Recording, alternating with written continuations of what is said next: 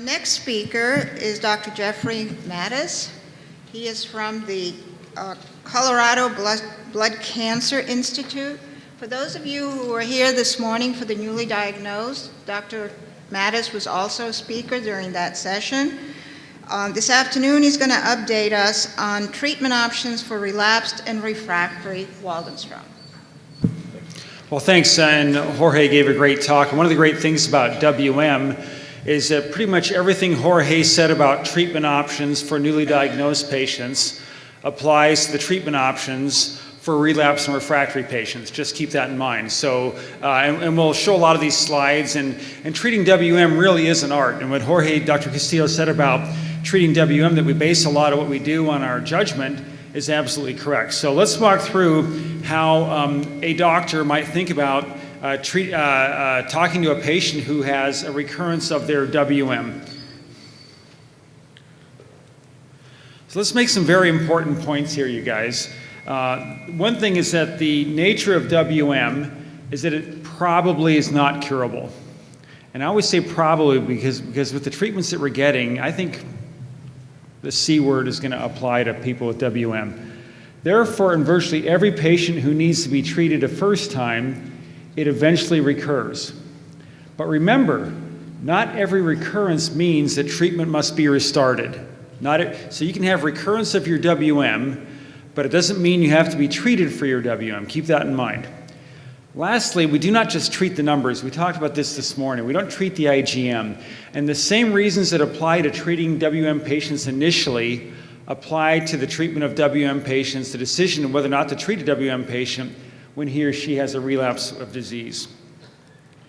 So let's make some more important points here. One is that usually when WM relapses, it has the same behavior or nature as it did when it first was causing symptoms. But you heard Dr. Castillo say that sometimes he sees a patient and he wants to repeat a bone marrow biopsy when there's a recurrence of the disease, and that's to look and see if the nature or characteristics of the WM have changed at all. But, and then remember that WM can transform to a more aggressive kind of non-Hodgkin lymphoma. Fortunately, this is a very rare event, but remember, when you're diagnosed with WM, which is a non-Hodgkin lymphoma, you're one of dozens and dozens and dozens of different kinds of non-Hodgkin lymphoma, and any slow-growing non-Hodgkin lymphoma, such as WM, can morph or transform into a more aggressive kind. And that aggressive kind usually is called large cell disease. And then if that happens, the treatment is totally different. And the other thing to keep in mind is that the more times relapsing with your disease equals the more resistance to chemotherapy treatments, and therefore the disease becomes more life-threatening. This is one of the reasons that when I treat a patient with WM, I agree with Dr. Castillo that normally I do a little bit more than Rituxan by itself, because I do believe that if you have a more effective treatment that kills more of the underlying lymphoma, that produces a longer-lasting remission, better control of the disease. That's my bias as well. So what is a relapse? Let's talk about what that is, because that's the title of this talk. Well, a relapse assumes, first of all, that the patient required prior treatment for their Waldenstroms. And this treatment, furthermore, resulted in a remission. And remission means that if we could measure the WM you had when you were diagnosed, that usually remission requires at least half of that to decrease by half or more. But sometimes it decreases by 90 or 99 or 100%. So the first treatment has to result in remission in order for a relapse to recur. There are forms of WM that fortunately are quite rare, where the initial treatments don't work at all. The term we use for those is refractory or resistant, but fortunately that's a very rare event in WM. It's important to keep in mind that a relapse implies that there's evidence of the WM worsening, and that usually is by measurement of the IgM in the blood and the M spike, and this worsening of the WM may or may not be associated with any symptoms. Again, that's very critical to think about. So how do we define and recognize a relapse? Well, the common thing is the IgM and the M spike go up. And I encourage everyone here, if you're not already doing this, that every time you see your physician, you're having your IgM and your M spike measured, that you record it or keep a track sheet of this, a scorecard, if you will, or access, keep it in an Excel spreadsheet, do something so that you always know what your numbers are. Not that we treat the numbers, but you need to know what they are. And especially if you're in remission, you've been treated, and then you see your IgM going up, then you'll know whether or not you're having a relapse of your disease. Now, very often relapses occur. Most often they occur when the blood tests go up, but occasionally relapses occur when lymph node enlargement or spleen enlargement can occur, usually detectable on physical examination, sometimes on CAT scans. Another thing to keep in mind is that very often relapses, when they occur without any symptoms or health problems, and physicians use different terms for those types of relapses, but we often call them laboratory or biochemical relapses. And for clinical trials, and you heard Dr. Castillo emphasize the importance of clinical trials, when we're considering putting a patient on a clinical trial for Waldenstrom's, usually the M spike has to have gone up at least by 0.5 from its lowest point in order for a patient to be considered for a clinical trial. So that's a definition that we pretty much adhere to when we're thinking about trying new medicines in patients with WM. Again, very important point, we do not treat the IgM only. Same rules apply as to treating newly diagnosed patients with WM. And Dr. Castillo showed you this slide, and I think this, for those of you who are at my talk this morning, I said we'll probably see this slide 6 or 8 times during this presentation, so Dr. Castillo did a great job with it. So again, just to review, what are reasons for treating therapy in WM? Dr. Castillo showed this also, anemia, and then in Colorado, so, you know, I work in the Mile High City, and people hear that and they chuckle now when they hear the Mile High City because of our liberal marijuana laws. But red blood counts are considerably higher at Mile High and above. And so when our patients have hemoglobins, our normal hemoglobin for our patients is 15 or 16 is very typical in Colorado. And it might be 13 or 14 here in the Ocean State. But so when our patients get down to 11 sometimes, so Dr. Castillo said he'll watch a patient at 9.5 if they feel okay of hemoglobin. In Colorado, if you're 9.5, you're not feeling okay. And you need to be treated usually before that. And then the other things Dr. Castillo went through as well earlier today. So the same rules apply. So let's talk about how do you get into the doctor's head and say, okay, someone is relapsing with WM, and how do we think about that, and how do we counsel our patients? Well, the first thing is that when somebody's relapsed, and what goes through the doctor's head is, does my patient need treatment right now? Are they symptomatic? Are they being bothered by this relapse? Or do they feel perfectly fine? And if they feel perfectly fine, I don't need to do anything about it. Next thing is the WM behaving like it behaved before when it was first diagnosed or previously treated? Because if it's behaving differently, if it's growing more rapidly, if lymph nodes weren't a big part of the WM presentation 4 years ago, and now there are large lymph nodes present on examination, that would mean that something different is going on here. Perhaps we need to biopsy one of those lymph nodes to understand what's going on. And that's looking for transformation. And the other thing that we look a lot on is the pace of the relapse. So there's some people who relapse, but they do it just slower than molasses in January. M spike 0.2, 0.3, 0.4, 0.7, and it just creeps up over many, many months or a few years. And that's very different from someone, Meg and I have a patient right now that when he relapses, he does a bang-up job. And so he was on therapy, and then on a Bruton actually, and within about 6 weeks, his IgM, I think, went from 800 to 4,500 or something like that. And so he really, his disease, when he relapses, he really explodes. He gets anemic very quickly. That's not somebody you're going to watch and deliberate over what you're going to do. And then the other thing, when we are approaching somebody with a relapse and thinking about treatment, we have to say, well, why are we treating this patient? What symptoms do we hope to improve? And the last bullet here is also very important, this last point here, which is that we want to know when we're considering treatment, what have we used before? Did we burn any bridges?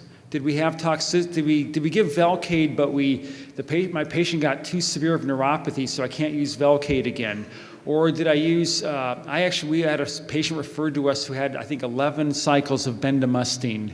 which is a number of cycles that can really suppress normal bone marrow function. And maybe bendamustine is not a drug you can use again. And if anyone got chopped for their WM up front, there's a drug, one of the medicines in CHOP chemotherapy has a lifetime limit on it. You can't keep giving that drug as well. So we have to think about that. And then we also want to know if our patient had a bad reaction to the antibodies. So let's say we have a patient who received Velcade Rituxan, and they passed out when they got Rituxan, and we couldn't give it safely. Well, when they relapse, are we going to give Rituxan again? I don't think so. And so we have to think about that as well when we're considering our treatment options for our patients. And then the other thing that docs should be thinking is, do I have any clinical trials available and for my patients? Because this area is really ripe for learning a lot and making improvements and testing those medicines that Dr. Castillo showed you in the previous talk. And then the next question is, how aggressive can we and should be? So sometimes if someone's relapsing kind of slowly and they're a little older, then maybe you don't need to be very aggressive with your treatment. But if you have a younger patient who's relapsing and is symptomatic, maybe we should be more aggressive with the treatment. And then what can my patient tolerate? Goes into the same thing. And then what are the goals of treatment? By the goals of treatment, I mean, are we going to manage your symptoms and try to do what I call finesse the disease? Or are we going to try to really beat it into submission and control it for a long period of time? So these are all things that go through doctors' heads when we're counseling a patient. Now, one thing about WM doctors is that we're very open to learning things. And so WM docs learn from famous statesmen. So this is who you think it is. So the last WM doctors meeting was in London, and honest to God, Winston Churchill showed up and gave a lecture at that meeting, and they were honoring Dr. Maury Gertz, whose picture you can barely see here, right here. That's Dr. Gertz. He knows a lot more than any of us in the room about this disease. But what was amazing is this guy did a spot-on an imitation of Winston Churchill, but he was going on and on and on about the research that led to the description of MYD88 mutations. And so it was pretty amazing to hear Winston have such a diverse knowledge base. Okay, so these next slides are going to require a little bit of work, but these are in your handouts and available online and everything else. So there are guidelines available to physicians called the NCCN Guidelines, and you can get those at nccn.org, and they're very accessible. And what happens when NCCN Guidelines are made is that really smart doctors get together in a smoke-filled room and talk about diseases and what are good standards of care for treating those diseases. It doesn't mean we have to do that or that we must do that, but in general, there are pretty good ideas of what to do. And so when you look at this right here, and this is the NCCN Guidelines for WM, and what it talks about is primary treatment, which Dr. Castillo covered, which is do they need plasmapheresis or not, and then you treat them, and we'll go through what the treatment options are. And then they had a complete response or a partial response and maybe didn't benefit at all. And then you observed them until recurrence of their disease, or you gave maintenance therapy, but at some point, this is what happens, which is called relapse. And if there's relapse, and the disease is the same and hasn't changed, then if the patient had a relapse within a year of having been treated with a WM treatment, we should consider a different treatment, right? It doesn't make sense to go back to the well if our first treatment did not result in any long-lasting remission. The expectation should be long-lasting remission. On the other hand, if the remission lasted a longer time, then you can go back to the well if you want, or try something entirely new. So what are the options? Here are the options. So it's pretty straightforward, right? And so there are a lot of things that get used in WM, and this is where the art of treating WM comes into play. And so what a physician does when a physician's sitting in front of you dealing with relapse disease is there's a processor in the head that's going through all this stuff, trying to think, okay, what are the characteristics of my patient? How's the disease behaving? What have they had before, et cetera, and we have these different treatment regimens. Which one sounds the best? And so just to go through these, Dr. Castillo went through a lot of them here. So here's primary therapy here, and here is previously treated WM here, And you can see that they're pretty darn similar if you go back and forth between them all. There are a few exceptions. There's one drug for relapse disease called Everolimus that we don't use too much, but there are good data for that, that we certainly don't use up front because for some reason the drug is way more toxic if you use it up front than if you use it for relapse disease.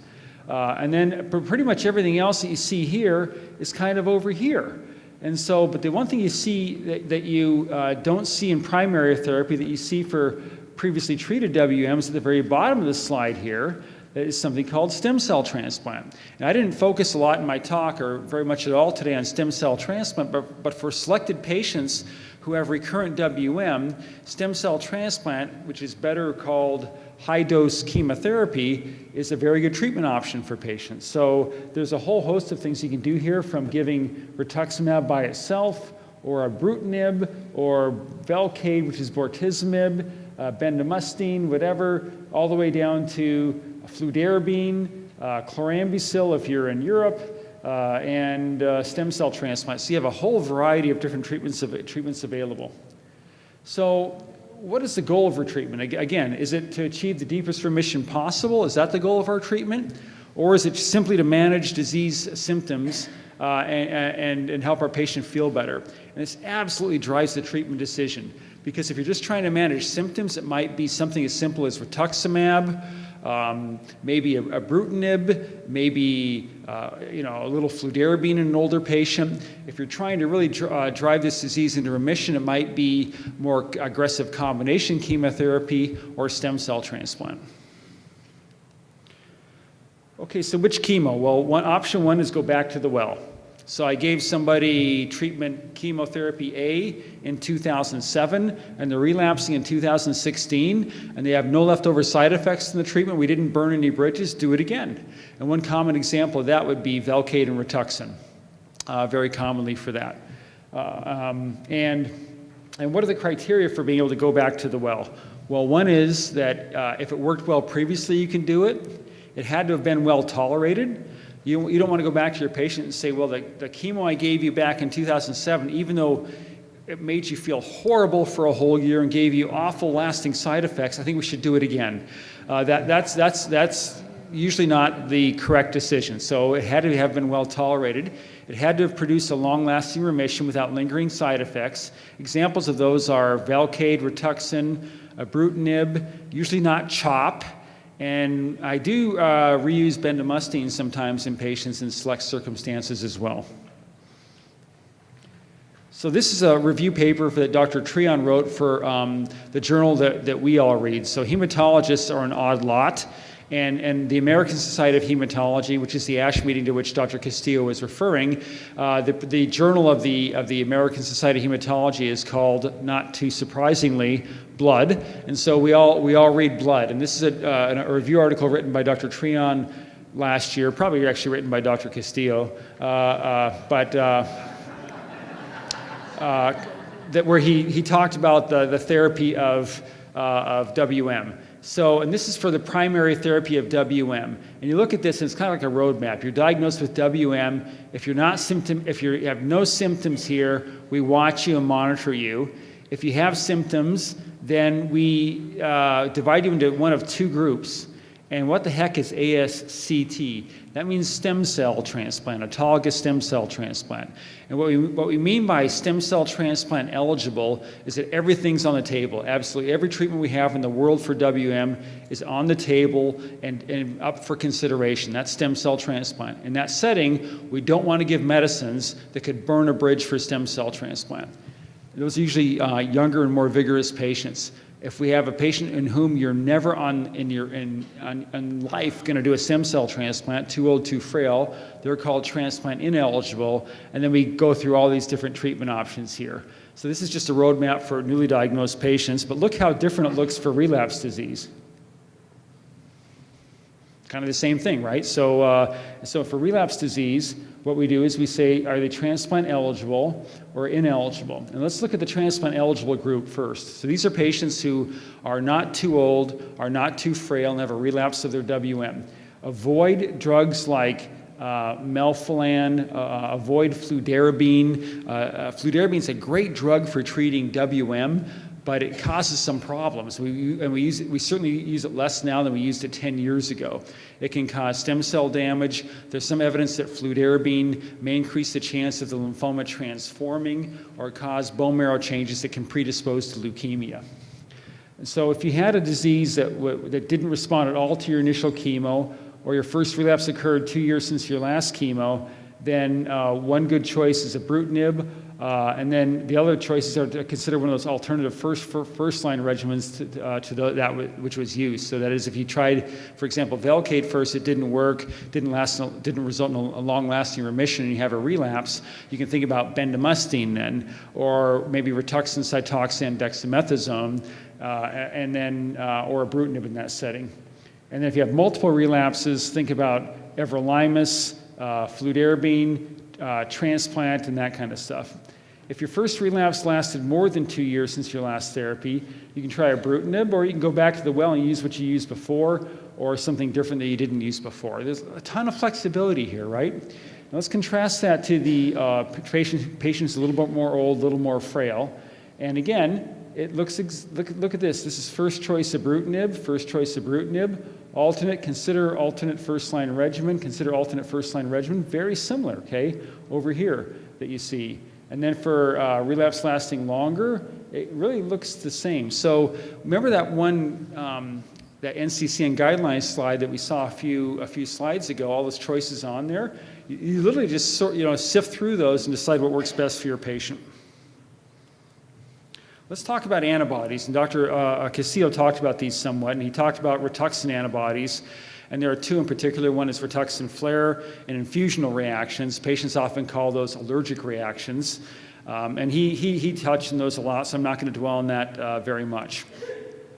And so, in fact, I'll just skip this slide's in your handout, and the point I want to make about rituximab flare is that when rituximab flare occurs, when our IgM levels are a little bit higher before we start Rituxan, 4, 5, 6,000 or higher, and it also, the chance of the flare goes down if we combine Rituxan with another medicine. So if you're combining Rituxan with, for example, bendamustine or Velcade or fludarabine or whatever else you're using, the risk of flare does go down, but it doesn't go away. So what's the deal with Rituxan? And Dr. Castillo touched on this. Well, Rituxan can produce allergic reactions while infusing, and we always give pre-medications, such as Benadryl and Tylenol for that. And outside of WM, as Dr. Castillo pointed out, it's quite rare that Rituxan cannot be given successfully. It's really, really, really unusual. But what's with the WMers and Rituxan? Well, fully 1/6 of WMers cannot tolerate Rituxan no matter what we do. So if we lengthen the infusion, if we add more steroids in, if we stick people in the hospital to finish it overnight, if we split the dose up and do it weekly instead of do the one dose that's given in a month over 4 weeks and split it up. There's all these tricks we have, and sometimes no matter what you do, it just doesn't work. And so we do have a substitute antibody called OFA. Who's had OFA here? Yeah, so yeah, there's some OFA people here. So OFA, for the most part, if Rituxan is not tolerated, OFA, which is like a cousin medicine, is well tolerated. But we have some patients who just can't, be reined in no matter what we do, and neither tolerate Rituxan nor OFA. And there are some other antibodies out there as well that are being evaluated in WM. This is Dr. Castillo emphasized the importance of the combination of Velcade and Rituxan for treating WM initially, and the same holds true for treating WM, which is relapsed. And this is Dr. Castillo's colleague, Dr. Irene Gobriel, who published this in the Journal of Clinical Oncology, one of our other cancer journals, in 2010. And in this trial, patients who received a combination of Velcade and Rituxan had outstanding results, and I think I have a slide on that. I do. And this is something that doctors like to show. It's called a waterfall plot. Isn't that cool? Which is this right here. And these are all the patients treated on the study, and this is what your IgM was at the baseline. And after treatment, if it fell, then this shows how much it fell. The waterfall here shows to what degree the IgM fell. And what you see is that the majority of patients have a pretty dramatic fall in their IgM, some not so much, and some pretty pretty amazing. So it's a good retreatment regimen. And again, the key with this is weekly dosing is better tolerated, and sub-Q Velcade is better tolerated as well. This is a paper that Dr. Castillo is part of, which is that just has been submitted to the journal Blood by Dr. Treon, and this looked at everolimus' primary therapy in WM, and it was very, very effective, but it had a lot of side effects. And so we know that everolimus is a drug that can be effective for WM, but if we use it, it's best used in relapsed or refractory setting. There are a couple other medicines that are out there. This is a slide that Steve Treon showed last week at a cancer doctors meeting. And there's an oral, so Dr. Castillo talked about that there's an oral form similar to Velcade called ixazomib. Remember that IXA drug? And there's also one that's very similar to carfilzomib called aprozomib that's been studied in WM. But it's very, very active, but it's got a lot of side effects. And actually, the company that makes aprozomib, which is now Amgen, has sort of taken the drug out of clinical trials right now to sort of reformulate it and remake it to see if it can be better tolerated by patients. It's certainly active, but it has a lot of side effects. Dr. Castillo touched on all these things right here, and so I'm just going to go through these in the interest of time to leave some time for questions. And then the Bruton story is a really, really cool story in WM. And the reason it's a cool story is because basic science, it's all these people just diving into the lab and just hiding themselves there year after year after year, had outlined this whole thing about how cancer cells misbehave. And then it became clear that there was this protein called BTK that was part of how WM cells misbehave, and there was a drug that was being used for other cancers that was called ibrutinib, which is a BTK inhibitor. And so what Dr. Treon did is he said, well, boy, there's a drug on the shelf that looks like it's a BTK inhibitor. I think BTK is important in WM.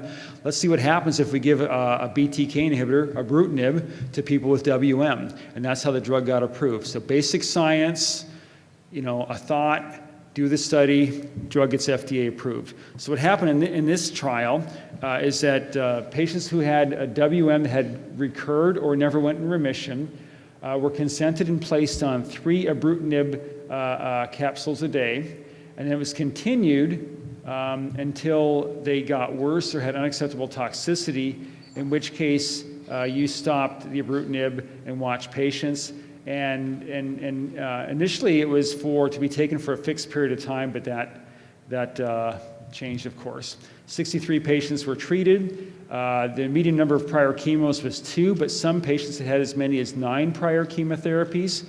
The average patient had a fair amount of anemia. That was the average IgM level, 3,500, but the range was 724 to 8,000. The percentage of bone marrow involvement, the average was 60, but look at the range here. And for those of you that were in my talk this morning, remember we talked about the IgM level. You can have somebody with an IgM of 8,000 and no symptoms, and somebody with an IgM of 700 who's disabled from their WM. And the same is true for bone marrow involvement. So there's tremendous heterogeneity between all you guys. A fair amount had enlarged lymph nodes or enlarged spleens. And this is a slide that Dr. Castillo showed you. And what's remarkable about this slide, and let's interpret this. So all these lines are individual patients, and this is where their IgM started. And then with cycle 1, 2, 3, 6, 12, 18, 21, you can see what happens to the IgM levels. And what's clear is that in some patients, the IgM levels drop and then sort of hold. In other patients, they sort of drop and drop and drop and keep dropping over a year or more of therapy. So this is a very, very cool medicine. The most striking aspect of this medicine, I think, is that when you give it to people who are anemic, that there's a very rapid, dramatic, and clinically important rise in their red blood count, right? Rise in the hematocrit. By clinically important, I mean if you're symptomatic with anemia and you get this drug, the odds are pretty good that you're going to have your anemia and your energy level improve fairly rapidly. Dr. Castillo may have showed you this slide, the best clinical response to ibrutinib. And what doctors do when we grade responses, this is what we call onco-speak. If your disease kind of stays the same, doesn't get much better, it's called an MR or minor response. If it shrinks by 50%, but not quite 90%, we call it a partial response. If it shrinks by 90% or greater, we call it a very good partial response.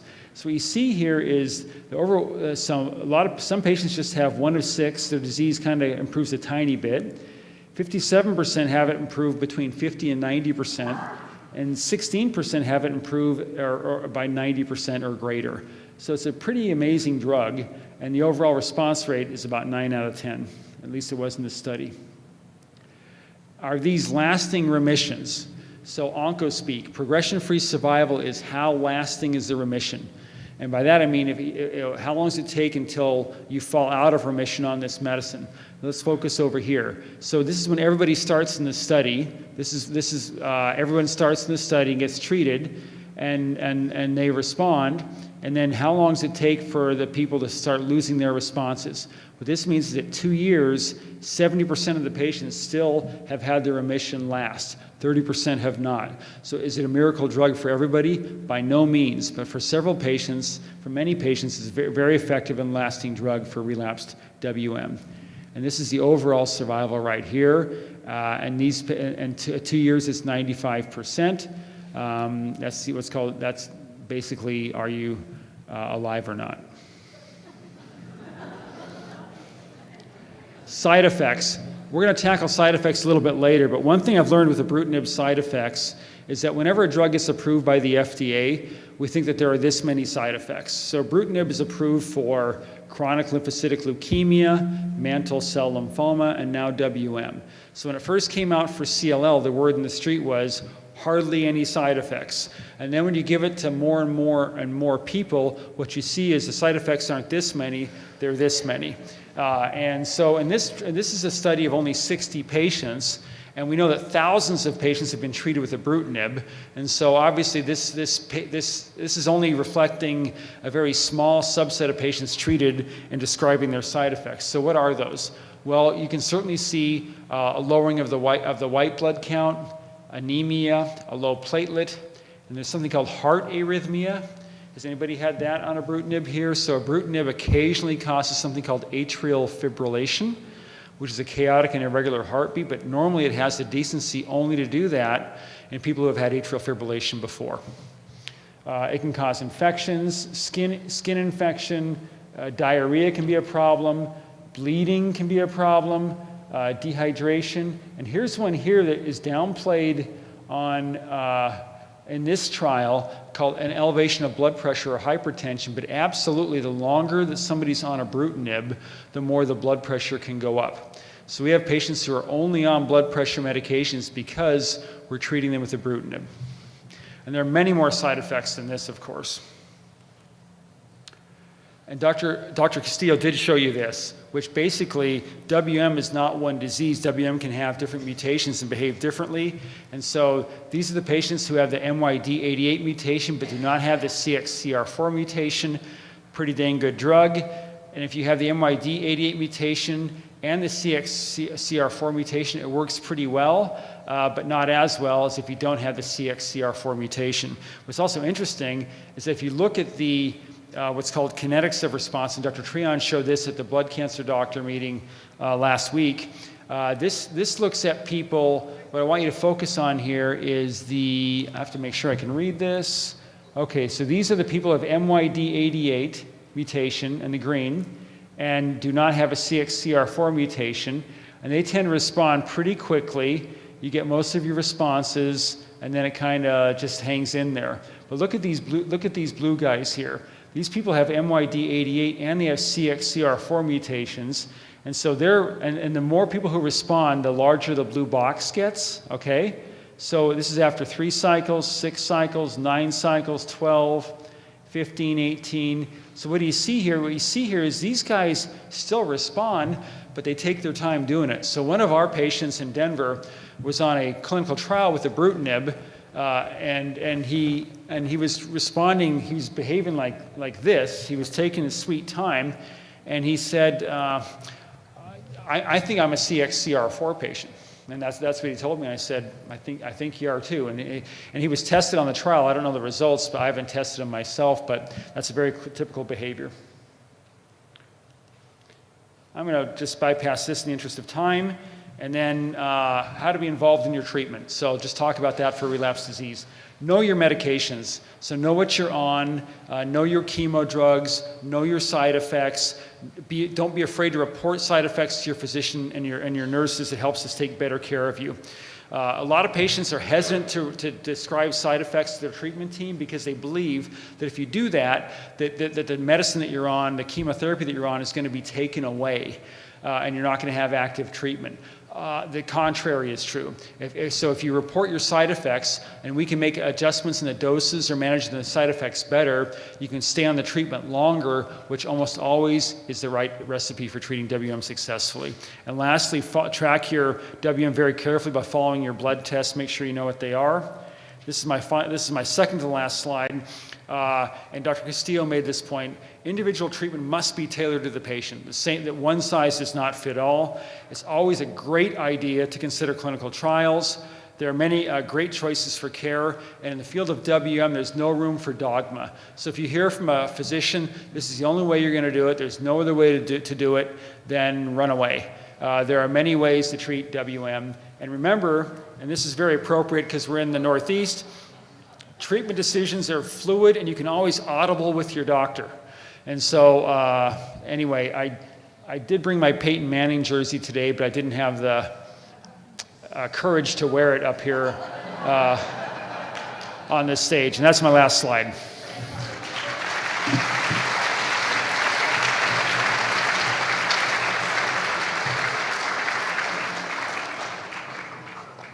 We are now going to take 10 minutes for questions. So if you have questions, please step up to the microphone. And maybe I'll have Dr. Castillo join me up here too, just because so much of the questions that we get for up front in relapse disease oh, yes, are Thank you. It's so similar.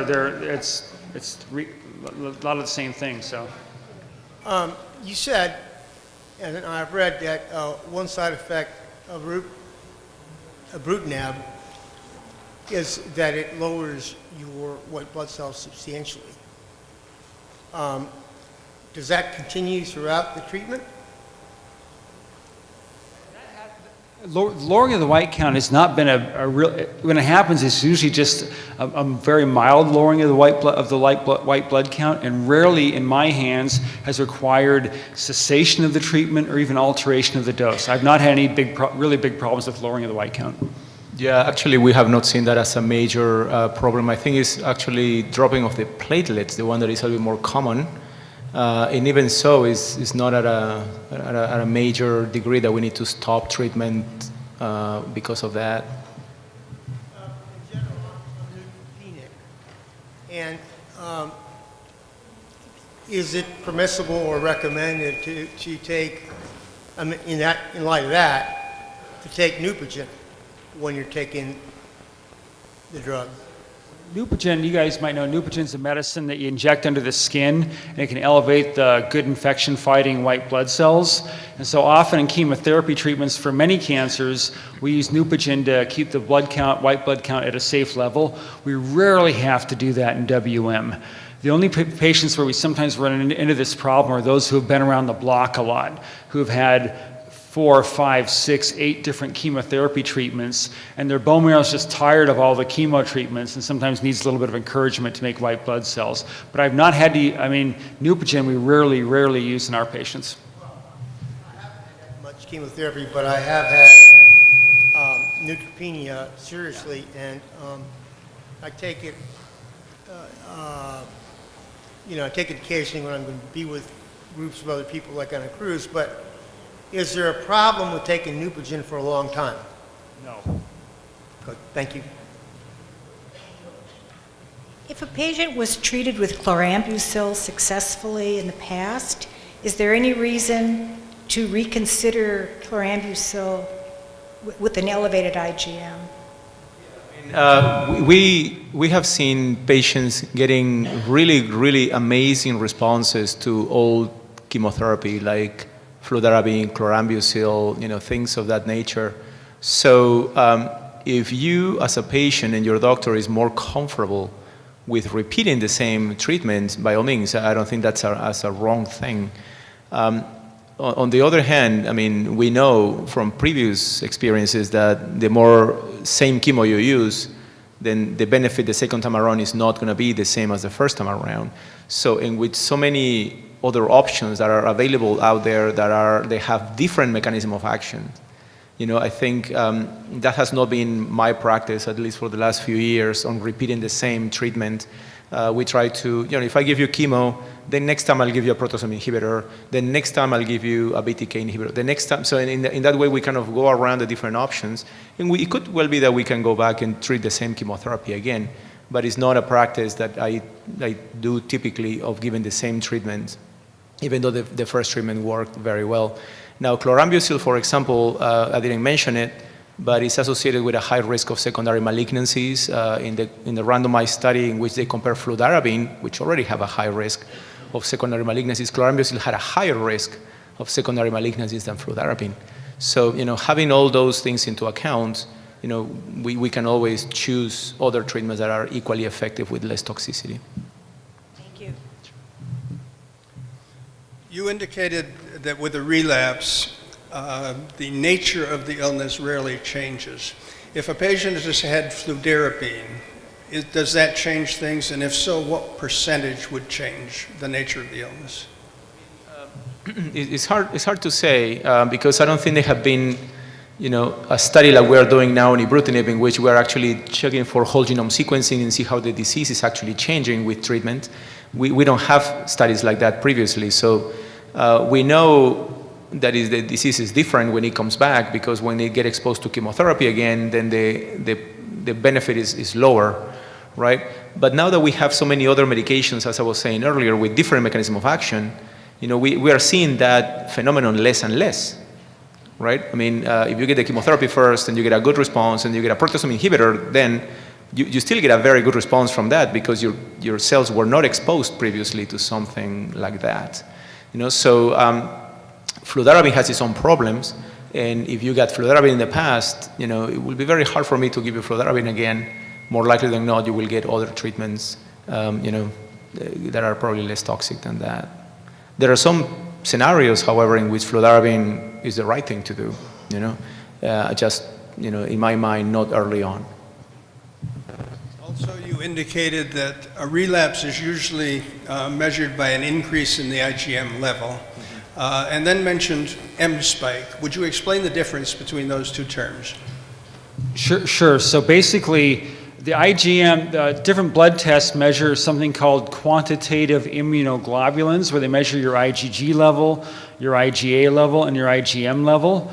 But those tests measure all your normal IgM and the IgM made by your WM cells. And so the M spike's a little bit more precise measurement of your IgM that's produced by your WM cells. A little bit more reliable, a little less fickle test. And so I usually look at both of those. I get the total IgM level and the M spike, and they should go up and go down in parallel to each other. But for research purposes, we use the M spike to do. Now, a lot of doctors in practice don't get what's called the M spike. They don't get it routinely. But we always do, and I know they do at the Bing and everything else, and so, yeah. Yeah, so just on that specific topic, we have been actually switching a little bit, and we're using a little bit more the IgM, a little bit more than the M spike. And again, you know, I don't think there's any really right or wrong approach in here. I mean, as long as you're following one and you're understanding what the context of that use is, I mean, there's no reason why one should be different from the other one. In the situation in which I think an M spike is really, really the best test is when your IgM is normal. Because if you have an IgM that is 1,000, then you know that there's some bad IgM in there, you know, but if your IgM is 240 or 200, then you don't know how much of that IgM is bad IgM.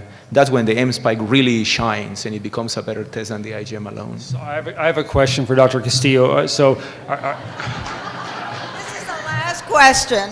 There's another fancy test out there called the heavy light test. Are you guys using that at all in WM? No, Yeah. we're not. Yeah. We're not. Yeah.